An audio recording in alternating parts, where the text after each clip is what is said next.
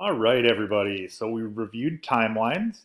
You hopefully have some history of working with these. And so we're just going to have you do a little activity today to reflect on that and make sure you have a little bit more background before we get into the passion project piece of that, which will begin on Thursday. So today's activity has to do with the birthdays of certain inventions. So you're going to see the directions up here at the top, but I'm just going to walk you through those uh, in case you wanted some more tutorial on how to do it. So part one, you're going to see a bunch of dates up here at the top. Below that, you are going to see a series of inventions, such as the Apple computer. What you need to do is for each one of these inventions, you have to put some thought into when you think that thing may have been invented. Okay? So if I'm thinking about the Apple computer, I might reflect on, oh, well, I know I heard my parents talk about having this, but not my grandparents. You're going to write some notes in here. Grandparents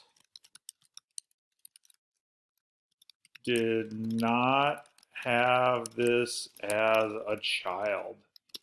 Okay? You might put 2 or 3 or 4 different things in there that help you put its place in history. And then you're going to look up here at the list and you're going to put the date that you think that happened. So I'm going to say, oh, maybe it was 1983. And I'm going to move on to the next item, the atomic bomb. And I'm going to do the same thing with that next item. That is all you do for part one. So you go through the 12 inventions that are here, complete that for each of the 12. Part two will go even quicker. Taking those dates that you chose, you're going to put those dates where they happened in the history of the United States. So if I went down here to 1983, the personal computer was developed in 1981. So I would maybe put the Apple computer was invented. Okay? And then I'm going to go on to my next item, the atomic bomb, and I'm going to find where did I think that happened in history.